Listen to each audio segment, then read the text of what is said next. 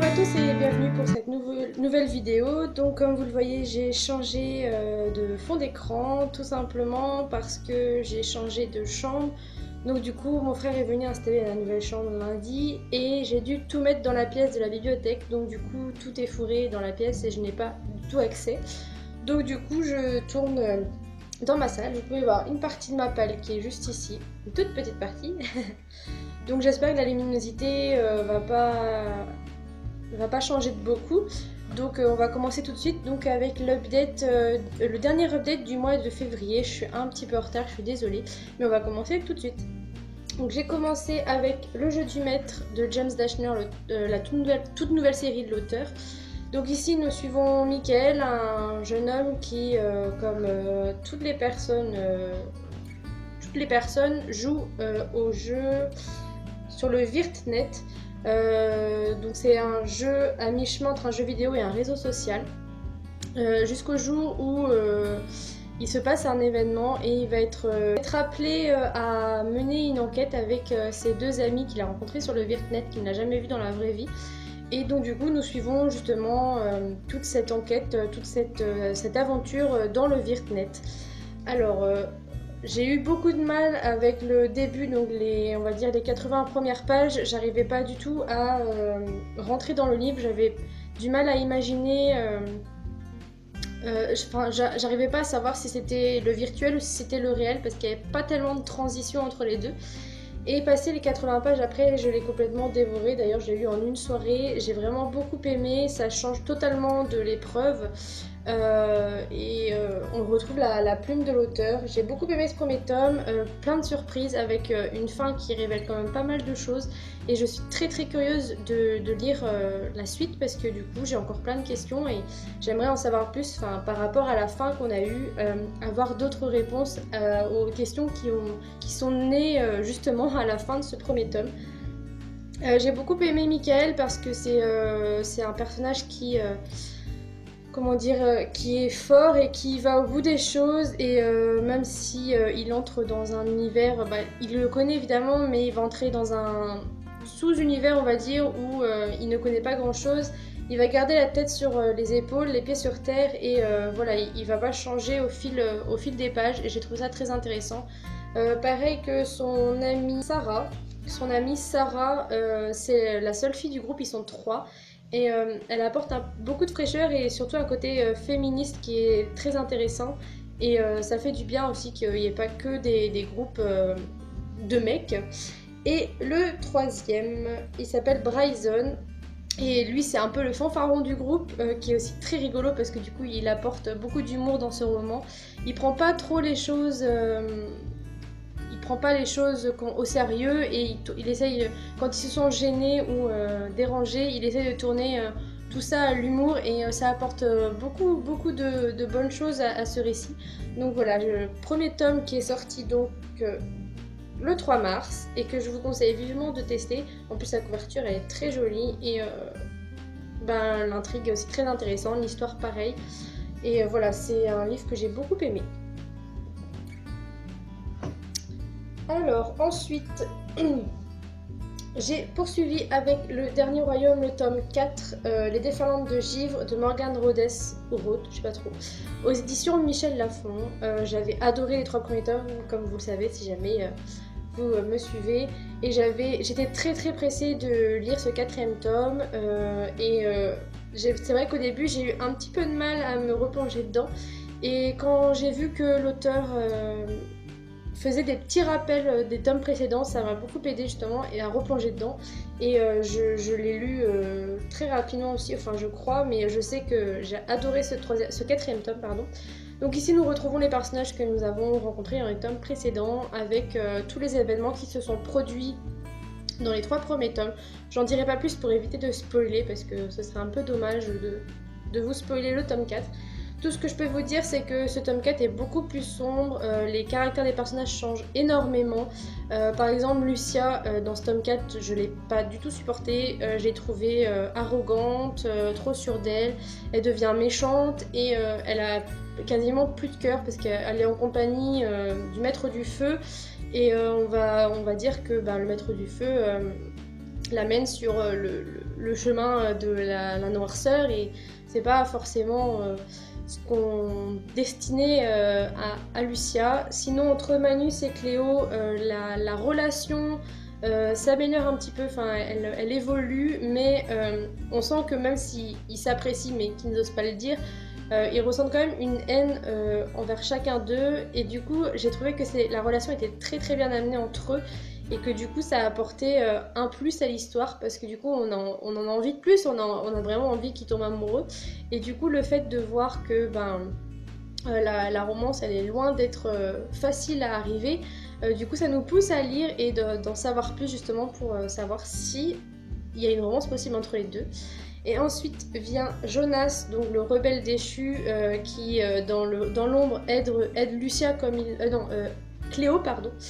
Aide Cléo comme il le peut, et c'est un personnage que j'ai beaucoup aimé, qui va aussi beaucoup souffrir dans ce tome 4, autant psychologiquement que physiquement, et c'est d'ailleurs je crois que le personnage que j'ai préféré dans ce tome 4, et je suis très très très curieuse de lire la suite parce que j'ai vraiment beaucoup aimé ce tome 4. Donc à savoir, il y a 6 tomes en tout, donc il en reste plus que 2, et je suis très pressée d'avoir le format de l'histoire. Ensuite, j'ai poursuivi avec Cœur de lapin, que j'ai en numérique, donc je vous mettrai l'image ici. Donc il s'agit de l'histoire de Jésine, une femme qui était flic avant, et suite à la mort de son fils, elle a décidé de quitter la police. Et depuis, elle se morfond, elle est tout le temps triste, elle n'arrive pas à remonter le pas. Et elle a l'impression qu'en fait son fils n'est pas mort, il n'est pas mort de façon naturelle, ça on le sait, mais pour elle, sa famille a quelque chose à voir avec, donc elle a complètement occulté sa famille, elle s'est séparée de son mari, elle ne parle plus à ses parents, ni à sa sœur, et le jour, donc maintenant qu'elle n'est plus flic, pardon, elle travaille dans un cimetière, et le jour où elle va voir une couronne de fleurs arriver avec le nom de sa sœur dessus, tous ses souvenirs vont refaire surface, et elle va revoir ses parents, et elle va rencontrer aussi son beau-frère, donc le mari de sa sœur, et ses 2 petites filles, donc des jumelles, et donc du coup tous ses souvenirs de famille vont remonter à la surface, et comment dire, et elle va mener une enquête, mais sans vraiment la mener, parce qu'elle veut pas non plus replonger dans la tristesse qu'elle a vécue auparavant avec la mort de son fils. Mais des événements vont faire que elle va mener cette enquête pour en savoir plus déjà sur la mort de sa sœur, qu'elle trouve qui n'est pas du tout logique pour elle, quelqu'un l'a tuée, et donc elle va essayer de savoir qui est derrière ce meurtre. Et donc du coup on va suivre tout ça, entrecoupé de chapitres qui expliquent les plantes, parce que c'est une férue de plantes, et qui expliquent si elles sont bonnes, mauvaises, si elles sont mortelles ou pas, si elles peuvent soigner, etc. Donc j'ai bien aimé ce roman, mais sans plus, c'est pas ça, c'est que j'ai été prise dans l'histoire du début à la fin, ça je vais pas dire le contraire. Le souci, c'est que j'ai pas réussi à m'attacher à Jésine, parce qu'elle était tout le temps triste, tout le temps... on avait une ambiance assez glauque, et bon, c'est vrai que c'est un thriller, donc forcément l'ambiance glauque, elle est présente. Mais ici, je ne sais pas, j'ai pas réussi à accrocher à son personnage, même si sa situation, je la souhaite à personne évidemment de perdre son enfant, c'est horrible, mais elle était beaucoup trop triste, beaucoup trop renfermée sur elle, et j'aurais aimé justement qu'elle fasse plus confiance à certains personnages qui sont là pour l'aider, et au contraire, elle se renferme sur elle, et elle mène son enquête de son côté. Par contre, j'ai adoré les jumelles, parce qu'elles apportent beaucoup de fraîcheur, elles sont toutes jeunes, donc forcément elles ont l'innocence des enfants. Et elles essayent malgré tout de s'approcher de leur tante, même si elle veut pas du tout en entendre parler. Et du coup, j'ai apprécié justement que ces 2 petites filles entrent dans la ligne des personnages, on va dire, principaux. Parce que du coup, ça apporte beaucoup de fraîcheur et un tout petit peu d'humour dans ce thriller qui est quand même assez angoissant et assez glauque. Par contre, concernant l'enquête, j'ai eu plusieurs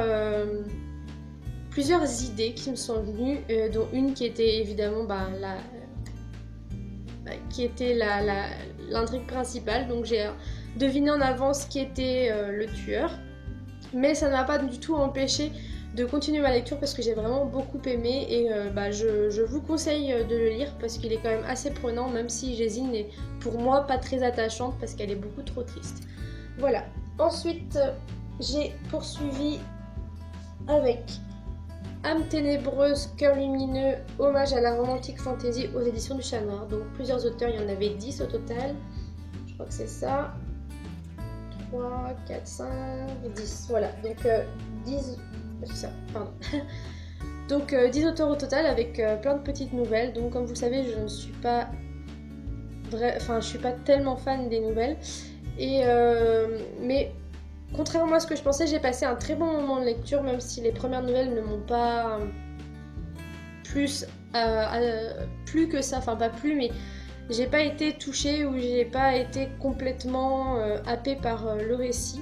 Et par contre, les autres nouvelles, donc les 6 dernières nouvelles, franchement, s'il y avait pu avoir un roman derrière, franchement là j'aurais dit oui tout de suite parce que j'ai vraiment adoré. Les plumes des auteurs sont vraiment très fluides, on rentre rapidement dans les nouvelles, je vais pas vous les décrire une à une parce que déjà ça fait 11 minutes que je tourne et que voilà, je passerai du temps à décrire les 10 nouvelles. Mais tout ce que je peux vous dire c'est que c'est un collectif de nouvelles qui est très intéressant et qui donne envie d'avoir un peu plus que des nouvelles justement parce qu'il y a vraiment certaines des nouvelles que j'aurais aimé voir en format roman parce que c'était vraiment bien mené. En plus les auteurs prennent leur temps pour faire connaître les personnages, les faire apprécier et du coup voilà, j'ai vraiment aimé ce voyage et je trouve que c'était un très bel hommage à la romantique fantasy. Et donc je vous conseille vraiment de tenter ce recueil parce que j'ai vraiment beaucoup aimé la plupart des nouvelles. Donc voilà, en plus la couverture elle est trop belle, on va éviter voilà, le reflet. Donc voilà, donc je peux déjà vous dire aussi les auteurs qu'il y avait. Donc il y avait Valérie Simon, Hilda Alonso, Anne-Laure, Cécile Guillot, Lydie Blaiseau, Denis Labbé, Lucie Chenu, Vincent Tassi, Sophie Daba et Sarah Doc. Donc là, il y en a que je ne connais pas du tout, mais franchement, j'ai découvert Plume grâce à ces nouvelles et j'ai vraiment envie d'en savoir plus sur leurs univers. Voilà. Ensuite, je pose mon ordinateur parce que là, ça commence à être lourd. J'ai poursuivi avec Les Dolce, le tome 1, Sur la route des magiciens de Frédéric Petitjean. Donc comme vous le savez, je ne l'ai pas terminé parce que je n'ai pas du tout réussi à entrer dans le roman. J'ai dû lire 180 pages et des poussières. J'ai lutté quand même pour aller jusqu'au bout parce que j'aime pas abandonner les livres. Mais là vraiment, j'ai pas du tout réussi à rentrer dans le roman. Donc ici, nous suivons un jeune garçon. Donc nous suivons Antonius, un jeune homme qui est doté de dons particuliers. Il fait partie de la plus grande famille de magiciens. Et ils sont recherchés par des plus hauts placés qu'eux. Et ils sont obligés justement de se cacher. Et ils vivent dans une maison assez particulière où les murs bougent dès qu'on change de pièce. Enfin, ils suivent en fait les variations des pouvoirs des personnages qui y vivent. Les pièces changent, enfin les murs se réunissent entre eux, on va dire. Enfin, ils bougent de leur façade, les objets se déplacent grâce à la magie. Et le jour des 16 ans de sa petite sœur, elle va faire un tour de magie qui va les faire repérer par les plus hauts qu'eux, par les hauts dirigeants. Et du coup, ils vont être obligés de fuir une nouvelle fois pour éviter d'être rattrapés. Il y a son grand-père aussi, Melcharidion, qui lui vit depuis des centaines d'années, voire même plus, qui a vécu toutes les époques et qui perd peu à peu la mémoire et qui retombe dans ses anciennes années, par exemple l'époque de Napoléon, etc. etc. Et je n'ai malheureusement pas réussi à rentrer dans le roman parce que je ne comprenais pas du tout l'intrigue de l'histoire, même si les idées sont innovantes, enfin sont intéressantes. Moi je n'ai pas réussi à accrocher ni à m'attacher au personnage malheureusement. Donc du coup j'ai abandonné le roman et je peux pas vous en dire plus parce que je me suis arrêtée très rapidement parce que sur les 550 pages je n'ai pas vraiment lu énormément donc je peux pas vous en dire plus. Mais après c'est un avis personnel et qui sort le 17 mars, donc très bientôt, la semaine prochaine. Voilà, si jamais il vous intéresse, n'hésitez pas à le tenter, mais pour moi ça s'est arrêté à un peu moins de 200 pages. Ensuite, j'ai poursuivi avec Les Deux Princes, un format numérique que je vous mettrai ici aussi. Donc ici nous suivons l'histoire de Marc et Éleuther, deux princes de deux royaumes différents. Marc, donc on suit d'abord Marc en premier, qui doit trouver sa princesse, parce qu'après des années à ne pas chercher, ses parents l'ont enfin obligé à aller chercher sa princesse pour se marier avec elle et avoir des enfants. Et il arrive dans une tour, et quand il embrasse la dite princesse, il se rend compte qu'en fait c'est un garçon. Il s'agit d'Éleuther, qui est enfermé dans ce donjon, dans cette tour depuis 3 ans, et qui attendait le réveil du beau prince charmant. Voilà, c'est un peu comme les contes de fées, on va dire. Et donc du coup, suite à ce baiser, ils sont reliés et ils ne peuvent pas s'éloigner de beaucoup, parce qu'ils ressentent le manque de l'autre dès qu'ils sont un peu trop éloignés l'un de l'autre. Et donc du coup, on va les suivre dans leur épopée pour essayer de délier ce lien qui les réunit, qui les unit, parce que pour eux, non, ils se marieront pas, c'est des garçons, donc ils ne peuvent pas se marier entre eux. Au fil des aventures, évidemment, ils vont s'attacher l'un à l'autre, parce que ils vivent tous ensemble, enfin ils vivent ensemble leur aventure, donc forcément des liens vont se créer entre eux, une forte amitié, et ils vont rencontrer sur leur route, plusieurs personnages qui vont les accompagner dans leurs aventures et qui apportent énormément de choses au groupe. Ils ont beau être tous différents les uns des autres, en fait, chacun des caractères se... Comment dire je trouve plus mes mots. Chacun des caractères se réunissent, on va dire, comme ça, c'est que... ils sont complémentaires entre eux en fait, ils ont beau être totalement différents et pourtant ils se ressemblent sur beaucoup de points, et c'est justement cette complémentarité qui fait que le groupe est aussi soudé, aussi solide, et qu'une forte amitié naît entre tous. J'ai particulièrement aimé le personnage de Gavin, je sais pas comment ça se dit, le voleur qui s'incruste dans leur groupe sans leur accord, qui est toujours grognon, qui malgré le fait qu'il grogne tout le temps est super rigolo, enfin il apporte énormément d'humour au récit. Il a toujours des répliques, il passe pour la pauvre petite victime qui se fait toujours avoir par tout le monde alors qu'il est le premier à voler les gens. Et justement ce côté victime, c'est pas un point faible justement, parce que ça apporte énormément de choses. Et il apporte beaucoup de choses au groupe, et on se rend compte que derrière son caractère de grognon, il est aussi très intelligent. Aussi, il est très posé, et il prend des décisions que les autres n'auraient pas pris. Donc je peux pas trop vous en dire parce qu'il y a quand même énormément de révélations dans ce premier tome. Mais tout ce que je peux vous dire, c'est que c'est un roman que j'ai vraiment beaucoup aimé et que je conseille à beaucoup de le découvrir, parce qu'on passe vraiment de grands moments, même si les chapitres sont très longs, entre 35 et 50 pages parfois. La chose qui fait que c'est prenant, c'est que bien qu'il soit long, il se lise très rapidement. C'est assez contradictoire ce que je dis, mais pourtant c'est le cas. Et franchement, c'est une histoire que je vous conseille, une histoire de fantaisie, pleine d'humour, pleine d'aventures. Et je suis très curieuse de lire le second tome dès qu'il sera disponible.